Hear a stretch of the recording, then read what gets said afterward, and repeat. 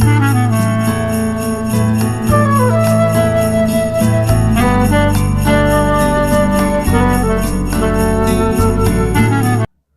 श्री गुरुवे नमः।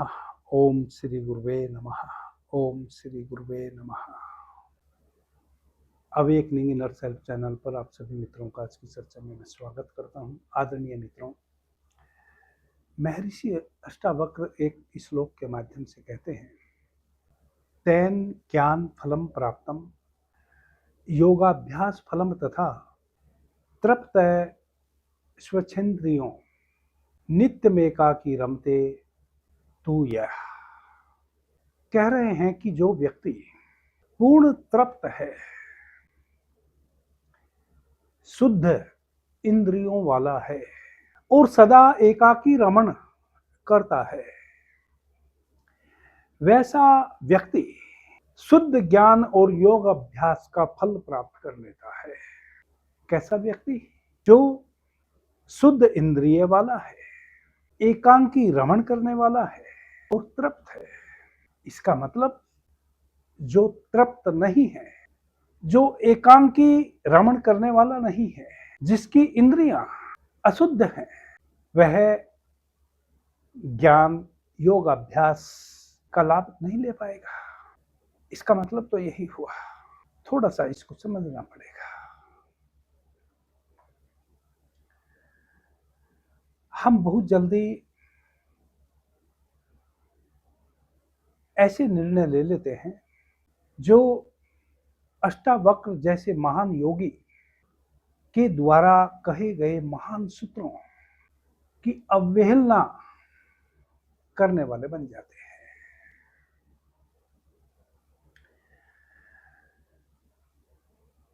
शुद्ध इंद्रिय और तीन शब्द अति महत्वपूर्ण है इस पूरे श्लोक में। शुद्ध इंद्रिय, एकाकी यानी कि एकांत में रमण करने वाला, और तृप्त जो व्यक्ति है, वह सही अर्थ में ज्ञान विज्ञान योगाभ्यास का लाभ ले सकता है। अब तृप्त कौन है? शुद्ध इंद्रिय वाला कौन है? और एकांक यानी कि एकांत में रमण करने वाला कौन है? कोई भी नहीं। किसी संत महात्मा को देखेंगे, वह भी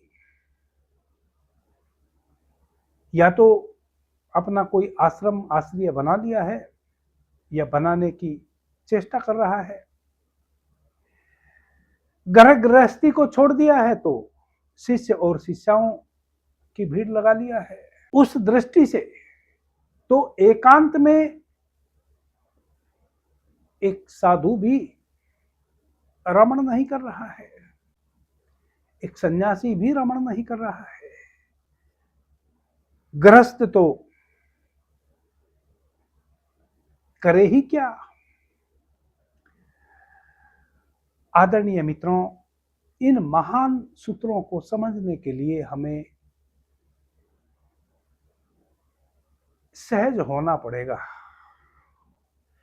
केवल बुद्धि से विचार करके इन सूत्रों का अर्थ लगाकर हम सही दिशा में यात्रा नहीं कर सकते। इन सूत्रों को समझने के लिए हमें सहज रूप से जीना पड़ेगा, सहज रूप से इन सूत्रों को लेना पड़ेगा। सबसे पहले तृप्त कौन है?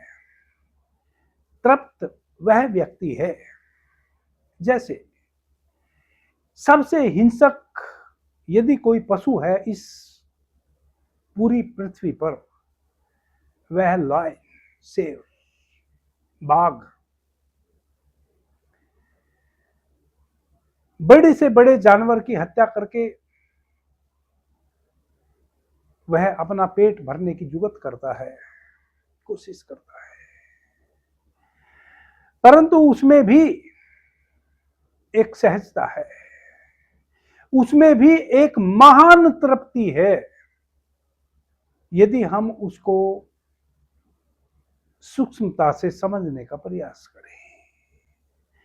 बाघ यानी कि शेर, लायन, जब उसको भूख लगती है तभी किसी पशु की हत्या करता है, और जब वह किसी पशु की हत्या कर देता है और अपना पेट भर लेता है उसके मांस का भक्षण करके,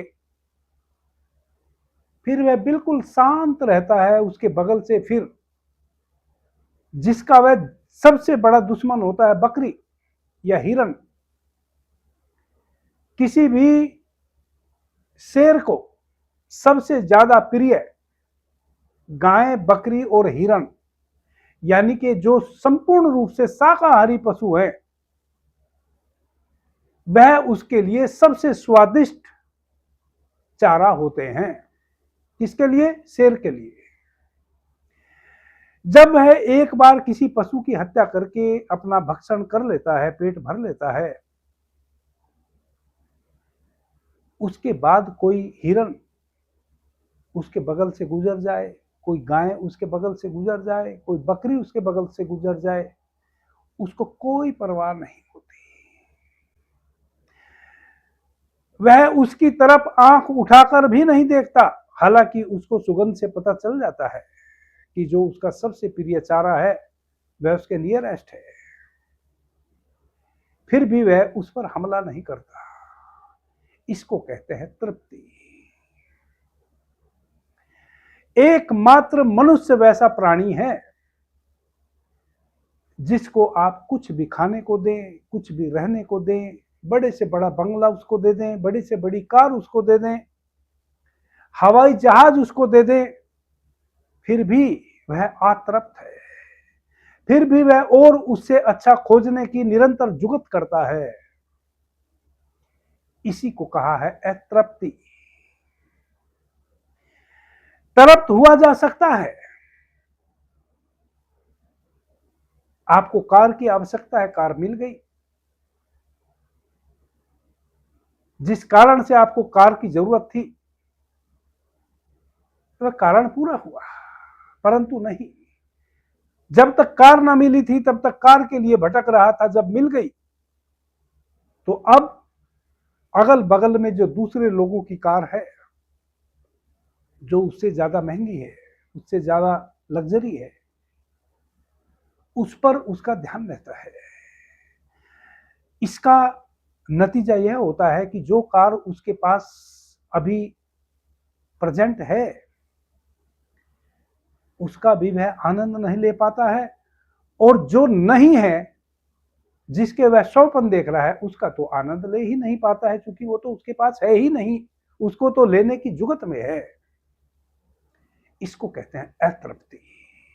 वैसा अतृप्त व्यक्ति क्या कभी भी आध्यात्मिक किसी भी क्रियाकलाप से वह जुड़ा हो, ध्यान कर रहा हो, साधना कर रहा हो, योग कर रहा हो, सांख्य योग के माध्यम से साधना कर रहा हो, भक्ति योग के माध्यम से, सहज योग के माध्यम से, हठ योग के माध्यम से, किसी भी मेथड से वह यदि आध्यात्मिक यात्रा को पूरा करने के लिए भ्रमण कर रहा है, अभ्यास कर रहा है,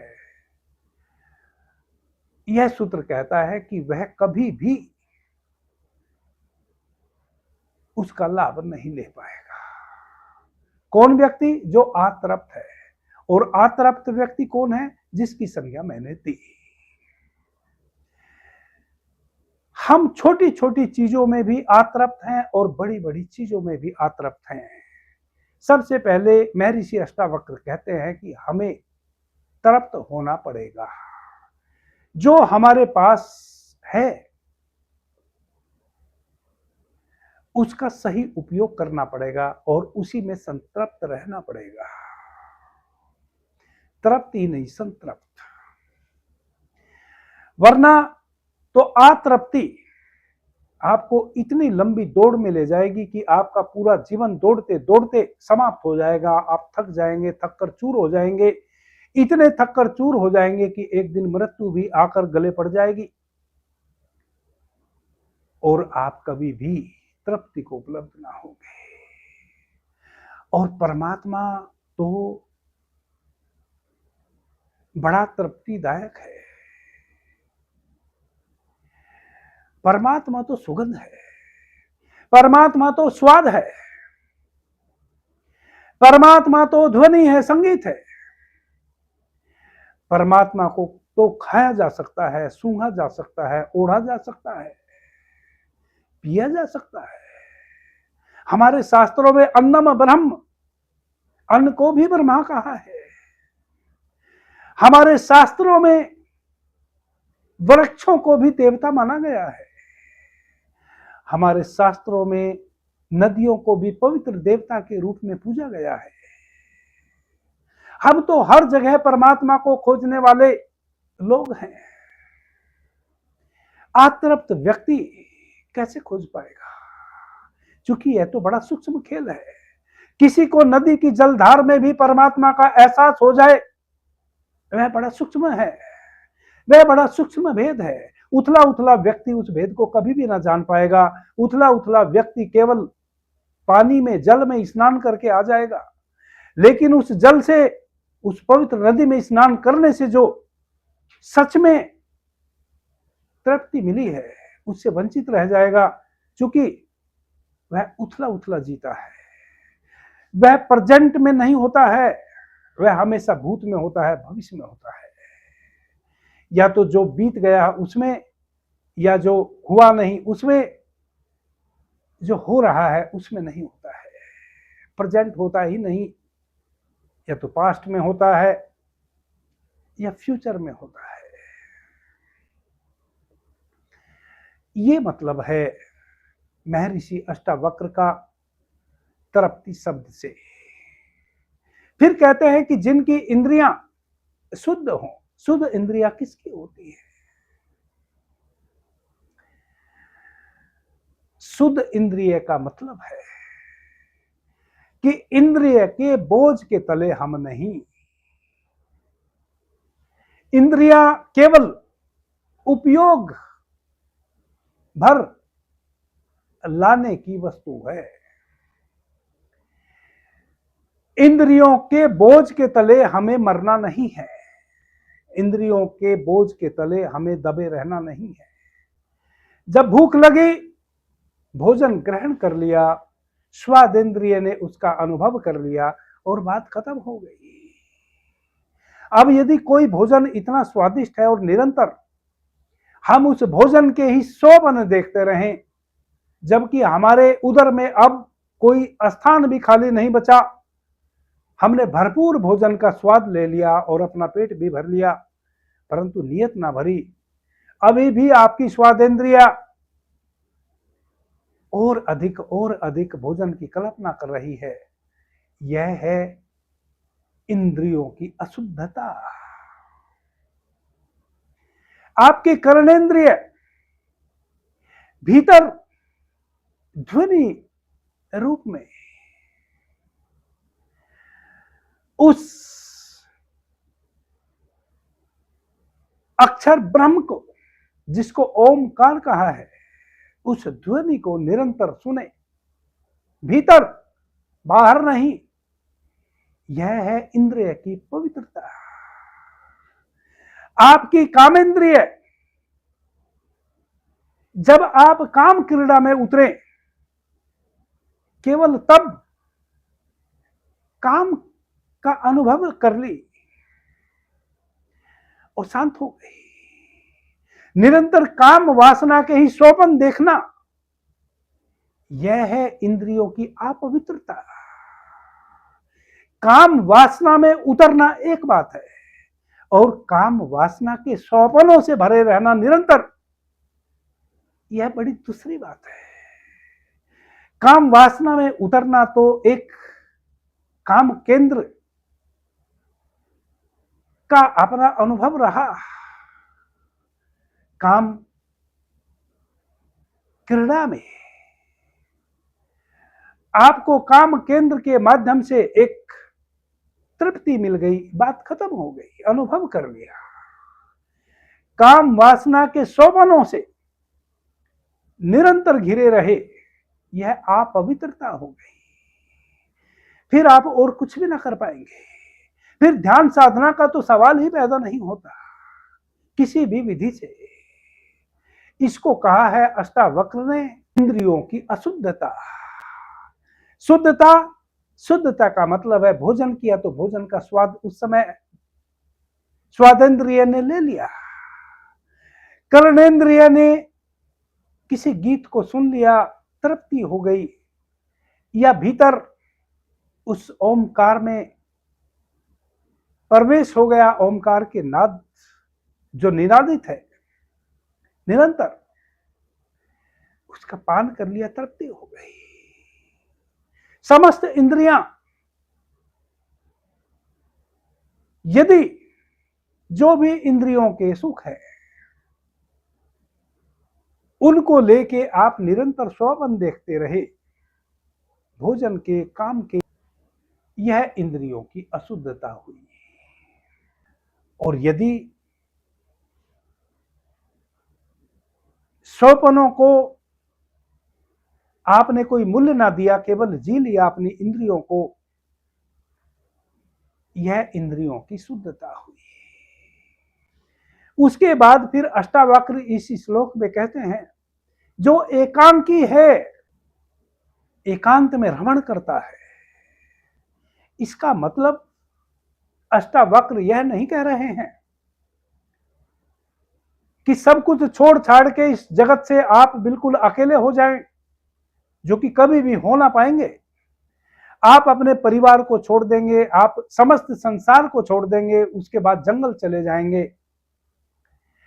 मैंने ऐसे लोगों को देखा है जो अपने घर में अपना दरवाजा बंद करके एकांत में निवास करते हैं, किसी का चेहरा भी वह नहीं देखते, और उनको अपने घर की छिपकली से प्रेम हो जाता है। एक दिन यदि वह छिपकली सामने ना आवे तो बेचैन हो जाते हैं, कहां गई। छिपकली से वह बातें करने लगते हैं।